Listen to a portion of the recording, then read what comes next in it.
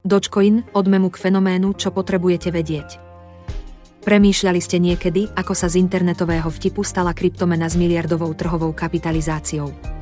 Poďme sa ponoriť do sveta Dogecoinu. Dogecoin vznikol v roku 2013 ako paródia na vtedajší boom kryptomien. Jeho tvorcovia, Jackson Palmer a Billy Markus, chceli vytvoriť niečo zábavné a prístupné. Použili obrázok psa Shiba Inu z populárneho internetového memu Doge ako logo. Týmto si získali okamžitú popularitu a vytvorili silnú komunitu. Hoci začal ako vtip, Dogecoin si našiel svoje využitie. Používa sa najmä na mikrotransakcie a odmeňovanie tvorcov obsahu na internete.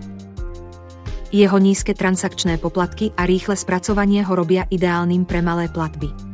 Komunita Dogecoinu je známa svojou štedrosťou a charitatívnymi aktivitami.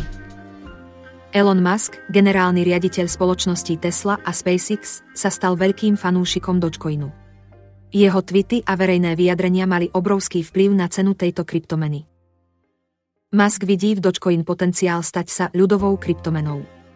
Jeho podpora prispela k masívnemu nárastu popularity a hodnoty Dogecoinu.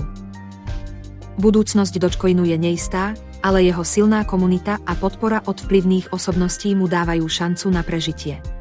Dôležité je sledovať vývoj technológií a prijatie Dogecoinu v reálnom svete. Investovanie do kryptomien je vždy spojené s rizikom, preto si vždy urobte vlastný prieskum. Neinvestujte viac, ako si môžete dovoliť stratiť. Chcete sa dozvedieť viac o kryptomenách? Sledujte náš kanál, dajte like tomuto videu a zdieľajte ho s priateľmi. Nezabudnite sa prihlásiť na odber, aby vám neunikli ďalšie zaujímavé videá.